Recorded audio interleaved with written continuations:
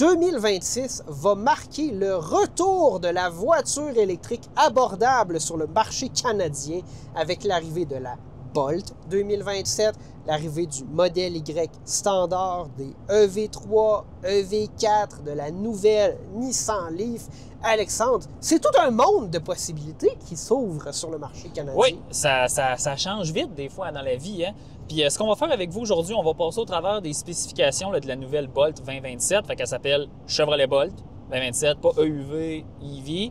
On va parler des specs, on a le prix.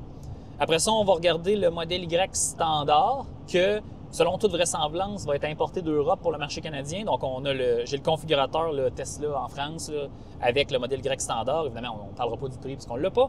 Et j'ai le configurateur canadien de Nissan Leaf aussi. On va regarder vite là, comment que ça se positionne, performance, tout ça.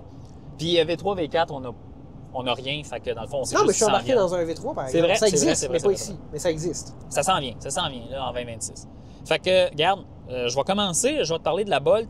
Fait que le 9 octobre, fait qu'aujourd'hui on est le 11 octobre, mais le 9 octobre 2025, GM a fait un événement pour les propriétaires existants de Chevrolet Bolt aux États-Unis. Ils ont été invités puis ils ont présenté la refonte de la Bolt. Essentiellement, c'est un rafraîchissant demi-cycle, mais on gagne un nouvel intérieur, recharge rapide beaucoup plus rapide et une batterie LFP CATL, puis une autonomie améliorée. Fait que, rapidement, là, la nouvelle Bolt, là, 410 km d'autonomie NRCan, ça va charger à 150 kW avec le port NECS, donc superchargeur ou peu importe la borne, ça va être bien adapté. On a une batterie LFP qu'on peut recharger jusqu'à 100%, CATL 65 kWh. Et l'intérieur maintenant est agrémenté là, des écrans qu'on verrait dans un produit Ultium, comme dans le Silverado EV qu'on a, peut-être pas comme dans le Equinox EV, Super Cruise, puis toute la patente. Toi, Gab, qu'est-ce que tu en penses de ce retour de la Bolt? Ben d'abord, est-ce que c'est la Bolt, ça va s'appeler la Bolt, mais c'est une la EV. Bolt EV. Exactement, la Bolt EV restylisée. EV régulière C'est ça. et disparaît, elle. Exactement. Je suis très content, ça fait longtemps qu'on en parle. Vous savez tous que la Bolt, c'est une de mes voitures électriques préférées. J'étais très triste de savoir qu'elle était disparue. J'étais très content de savoir qu'elle reviendrait. Ça arrive, ben pas un peu tard, là, mais ça faisait longtemps qu'elle se faisait attendre. On a harcelé GM là, pour pouvoir avoir accès à une Bolt de la nouvelle génération qui sera disponible. On va continuer de le faire. On va continuer de Donc, harceler. je suis très content, mais c'est surtout le prix, Alexandre, qui titille. Hein, je vous présente mon écran, là, désolé si ça va vite, là, mais l'édition de lancement va être à 43 470 canadiens, mais le prix pour la LT, 39 999, donc 40 000. Tu sais, je pense que c'est correct. Là. C'était une Bolt UV, avant, c'était ça le prix. Donc là, il n'y avait pas 12 000 de rabais, effectivement, là, mais c'était le prix de détail de la voiture. Quand même abordable. Je crois que ça va être la voiture électrique la plus abordable sur le marché. On exclut la Fiat 500e qui n'existe pas. Elle existe. Vous pouvez en louer une pour genre 59 $ par semaine. Puis même à ce prix-là, personne n'en loue. Ouais, fait que c'est plus ça. Mais bon. Donc, 2026, les livraisons vont commencer. C'est fait aux États-Unis, à Kansas City, là, whatever. Ils ont une usine là. C'est là qu'ils faisaient les XT4. Ils ont pris la ligne d'assemblage. Au Michigan, ils l'ont envoyé là-bas. Ils ont arrêté de faire les XT4. Puis là, GM dit que c'est un retour pour une durée limitée, mais pourquoi prendre le trouble de redesigner des composants, aller chercher une nouvelle batterie LFP, puis déménager une ligne d'assemblage au complet pour... En tout cas, on verra bien. Peut-être qu'ils font juste essayer de mousser le hype, comme on dit en anglais. Je sais pas. Qu'est-ce que t'en penses? Ben moi, je pense qu'ils veulent effectivement là, avoir un lancement qui est intéressant. Ils ont lancé beaucoup de produits électriques dans les dernières années, GM. Je pense qu'on peut dire que c'est le constructeur qui a la gamme électrique la plus étendue, plus grande variation On est dans un véhicule électrique GM On est dans un véhicule électrique GM en ce moment, dans un Silverado EV. Donc, ils ont des camionnettes, des VUS compacts, intermédiaires, pleine grandeur électrique, des vannes électriques. Ils ont vraiment une gamme très, très, très élargie.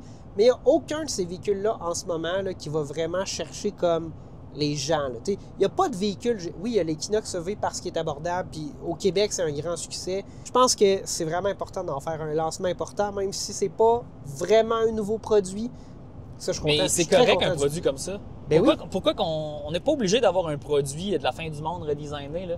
C'est parfait. En plus, c'est LFP. Au Québec, les gens, ils adorent les voitures hatchback compactes qui coûtent pas cher. Fait que voilà. Qui est un segment qui, en général, en Amérique du Nord, ne performe pas très bien. Au Québec, ça mais performe. Au Québec, ça performe. La Matrix, ça a été un succès incommensurable au Québec. Vibe. Et le Vibe aussi, alors que partout ailleurs en Amérique, tout le monde s'en sacrait. Mais Voilà. OK, prochain, modèle Y standard. Hein? Là, c'est... Ah, mais là, Alex, attends un peu, là. Il faut quand même adresser une controverse. Hein? Oui. Pourquoi c'est pas le même système d'infodivertissement dans la Bolt? Moi, j'ai une théorie. Ben, moi, je pense qu'après 2 ans, lorsque tu fabriques tous tes véhicules Ultium, ta chaîne d'approvisionnement est pour tes composants Ultium. Fait qu'ils ont intégré, là, mettons, je m'en vais voir l'intérieur là, ici. Ils ont là. probablement donc juste mis à jour pour que ça soit uniforme dans la gamme. Ben oui, ils ont même mis le levier de vitesse à colonne. Oui. Avec les boutons. En fait, les boutons qu'on a devant moi là, dans le Silverado EV, c'est la même planche avec les mêmes boutons. Ils ont juste pris ce qu'il y avait. Donc, il y a un enjeu commercial. Puis moi, je soupçonne que la Bolt, même si elle avait le Super Cruise, elle avait une architecture électrique qui était comme datée par rapport aux autres modèles que GM a introduits à partir d'à peu près 2022, là, Escalade, les Silverado et tout. Ça ne permettait pas d'avoir les dernières fonctionnalités Super Cruise. Donc, d'après moi, ils devaient mettre à jour l'architecture du Il n'y véhicule. avait pas le choix. Puis, il fallait qu'ils prennent les dernières composantes. Ils n'auraient pas fait un rétrofit de l'ancien intérieur de la Bolt. Et il y a une thermopompe. Thermopompe, 26 minutes, 10 à 80%. Ça, c'est vite pour une... Fait que dans le fond, ça va être exactement comme, ça va être comme ma Model 3. C'est pas ce qu'il y a de plus performant, mais c'est très adéquat. Une batterie LFP qui va recharger probablement 170 kW. Tu sais, ça va être une courbe de recharge comme ma Model 3. Ça, c'était le talon d'Achille de l'ancienne Bolt, qui chargeait maximum à 55 kW. 3 fois plus vite, c'est parfait. Là. Exactement. OK, good. On passe au prochain. Donc, Modèle Y standard. Là, on a le configurateur Tesla français. Là, vous voyez le prix en euros, on s'en fout. Mais c'est quoi le Tesla Modèle Y standard, Gab? Ben, c'est un Tesla Modèle Y version cheapo, on va dire. Mais non, j'exagère un peu. En fait, c'est que les modèles Tesla Y, là, c'était toujours un peu positionné comme des véhicules premium. Il y avait de base un toit panoramique, du verre acoustique, un système de son qui avait de l'allure, des fonctionnalités d'aide à la conduite, l'autopilote standard. Il y avait énormément de choses qui étaient un peu premium. C'est un véhicule qui était positionné plus, mettons, comme un compétiteur d'un X3 que d'un Honda CR-V, par exemple. Malgré que la qualité n'était pas égale. Exactement. Mais gars, écoute, avec le logiciel, on allait chercher... Mais donc, c'est un peu là qu'on se positionnait. Fait qu'il y avait comme un espace pour un véhicule moins cher dans la gamme. Et plutôt que de faire un véhicule pas cher, on a enlevé des choses sur le modèle Y pour faire le modèle Y standard. Oui. Ben, qu'est-ce qui a changé rapidement? Ben là, on a des roues plus petites, 18 pouces avec des enjoliveurs pleins, beaucoup plus aérodynamiques. On a une batterie plus petite aux États-Unis, donc ils ont enlevé comme des cellules en parallèle. Ça fait 69 kWh au lieu de 80 kWh. Là. Je vous fais grâce des détails. Ils disent un module de moins, mais il y a une subtilité supplémentaire parce qu'ils doivent maintenir le voltage. Ouais, fait qu'en réalité, ils n'ont pas enlevé un module, ils ont enlevé des batteries, ils ont enlevé des cellules dans les modules. En tout cas, on ira plus loin quand on l'essayera. Mais nous, en Amérique du Nord, au Canada, excusez-moi, selon toute vraisemblance, on va avoir les modèles allemands qui sont faits en Allemagne. Et ceux-là ont une batterie LFP, comme les voitures chinoises Tesla que nous avions avant, mais la capacité est un petit peu plus élevée qu'avant. 62 kWh et demi, LFP CATL prismatique. Fait que ça, c'est comme l'ancien modèle Y et l'ancienne modèle 3 propulsion. Mais la batterie est peut-être 3 kWh plus grosse. C'est un peu un pari éduqué qu'on fait, un educated desk, en sens que c'est pas une information qui est confirmée, mais tout nous porte à croire que c'est ce qui va arriver. Ils vont pas faire un autre battery pack pour le marché canadien. Puis ils vont pas importer un modèle des États-Unis avec tarif. Non, exactement, parce que l'approvisionnement maintenant de Tesla pour les modèles Y est allemande. Moi, on va se prononcer un peu sur le prix. Dans tous les marchés où ce véhicule-là est offert, il est 10 000 dollars ou euros moins cher que le modèle à traction intégrale grande autonomie. Donc là, nous, on va dire que si au Canada, 64 990 est le prix du modèle Y grande autonomie, premium 4 motrices, ben le standard au Canada va être 54 990 qui était le prix du modèle Y propulsion il y a de cela un an. Donc on va revenir à la même place. Ça ferait du sens. Parce que là, il y a une dévaluation du dollar canadien entre-temps, parce qu'il aurait pu se positionner sous ce modèle-là, mais 2 roues motrices, est-ce qu'on a la même puissance? C'est autour de 300 chevaux, ils disent, mais là, peut-être que le moteur en Europe est différent. Là. Mais tu sais, c'est un 0-100 en 6,8 secondes. 7,2 secondes ici. Donc, le moteur, la batterie, elle peut décharger moins d'ampérage LFP. 7,2 secondes, 0-100. Donc, c'est 6,8 aux États-Unis avec la batterie au cobalt. Puis, rapidement, qu'est-ce qui a été enlevé? Ben, première affaire, si tu rouvres le capot, qu'il est en acier au lieu d'être en aluminium, ben c'est juste un feutre qui fait le frunk. Il est plus imperméable. Donc là, ça, c'est comme un gros changement. Roue plus petite. Siège en tissu, ça c'est très bien. Pas d'éclairage ambiant, pas d'écran à l'arrière, pas de ventilation. Il y a de la ventilation arrière, mais c'est pas 3-4 zones. Pas de siège chauffant à l'arrière, pas de volant chauffant, juste siège chauffant à l'avant. Non, volant chauffant est là, excusez-moi. Et ensuite, Le toit en verre, c'est juste un panneau de verre noir et il y a du tissu. Donc, si vous pensez couper, vous allez juste voir un verre opaque noir. Il y a probablement de la colle entre les deux. Il y a probablement de la colle aussi. On vous invite pas à découper. Et le haillon arrière, c'est un mix du haillon de l'ancienne génération du modèle Y avec des composants du nouveau. Je vais vous remonter ça aux écrans, là. C'est comme un mix de composants spécial et la suspension n'est pas le Frequency Response que moi j'ai sur ma Model 3 qui est un ID Buzz. Excusez, j'ai vu un ID Buzz, c'est la première fois que j'envoie un sur la route. Trop cher. Mais c'est ça, la suspension est un peu moins intéressante et performante que les modèles premium ou les anciens modèles. Donc, reste à voir. Je soupçonne que probablement en 2026, ça va arriver au Canada, là, donnons-nous. Parce que là, ils sont disponibles à partir de décembre en Europe. Donnons un autre mois et demi pour homologation, le test NRCan, toute la patente. On verra. Donc là, Gab, on va passer à la Leaf. Attends, juste avant. Il y a une Model 3 standard, mais on croit qu'elle ne sera pas disponible au Canada. Tant et aussi longtemps que l'approvisionnement ne vient pas de la Chine. Voilà. Je pense que c'est bien dit. Ou sinon, si on l'importe des États-Unis, ben, elle va genre être 60 000 parce que là... C'est qu'il y aurait des tarifs pour la... Il est fabriqué aux États-Unis puis à Shanghai. Il y a des tarifs sur les deux localisations pour l'importation au Canada. Et en Allemagne, ils font pas de Model 3. Aucune raison d'avoir ce véhicule-là. Exactement. OK, Nissan Leaf. Donc, là, j'ai le configurateur. J'ai pris la de base pour comparer à la Bolt et au modèle Y standard. On parle de 50 998 prix de base. Puis dans le fond, rapidement, là, je vais te passer au travers des spécifications de la Leaf. Là. Pour la première année modèle, la Leaf de base, la S+, elle a une batterie de 75 kWh, port NOCF, recharge rapide 150 kW, 10-80% en 30 minutes, thermopompe, thermorégulation, chauffe-batterie, tout standard au Canada, tout ça est en option aux États-Unis. C'est pour ça que le prix canadien est relativement plus élevé quand on fait la conversion de devise. Et dans cette voiture-là, il n'y a pas de planificateur de trajet, il faut que tu prennes ça en option. Mais ça reste quand même un beau package là, avec des roues...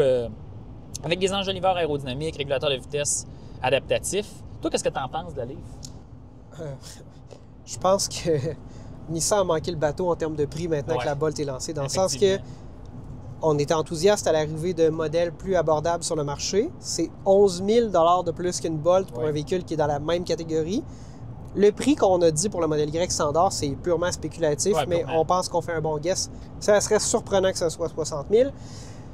Fait que là, est-ce que vraiment là, sauver 4 000 $ pour acheter une Leaf versus un modèle Y standard, ça fait du sens? Est-ce que payer 11 000 de plus pour une Leaf versus une Bolt, ça fait du sens? Dans tous les deux cas, je dirais non. Je sais pas, parce que là, je regarde ça, là, mettons, demain matin, on claque des doigts, nous avons une Leaf S+, devant nous. Au concessionnaire, on paierait avec le rabais provincial de 4 000 $ et les taxes, 51 000 $ essentiellement. Moi, je pense qu'en courant de 2026, on va voir des promotions sur la Nissan Leaf. Peut-être, ouais. Ça ferait du sens. OK. Mais regarde, on a quand même, en début 2026, 3 nouvelles options qui s'en viennent. Modèle Y standard, pas confirmé pour le Canada, mais à la fin, ça ferait comme pas de sens qu'on ne l'aille pas. Lui, on va le mettre encore dans peut-être. Puis, on va avoir EV4, EV5 et EV3 qui vont arriver là, de façon...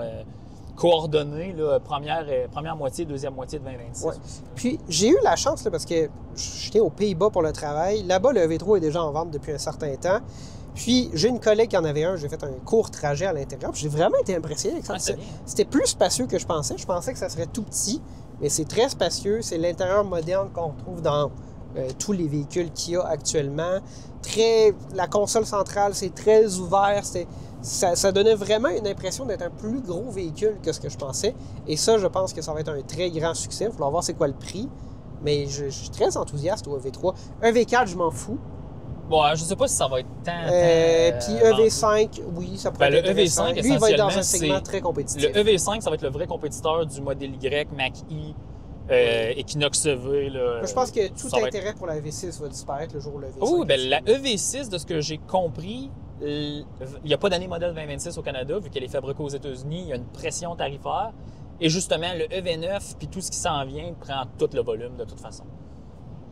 Donc, c'est ça. Donc, on a fait le tour. 2026 devrait être une année quand même assez chargée en termes de véhicules qui sont 10 à 15 000 moins chers que la moyenne des véhicules électriques que nous avions là, en 2024-2025. Espérons que tout va se replacer, mais ça va être intéressant. J'ai une question, Alexandre, pour toi. Ouais, vas-y. Nécessairement, un de ces véhicules-là va se positionner comme celui que toutes les flottes achètent pour livrer du poulet, de la pizza, des affaires, des colis, ce genre de choses-là. Lequel, tu penses, va gagner cette course-là? Ça va soit être... Ben, il va se passer 3 affaires. S'il y a du volume de Bolt disponible, la Bolt. Si les taux de location sont dérisoires, la Leaf. Et s'il y a du volume de EV3 et des taux de location dérisoires, la EV3.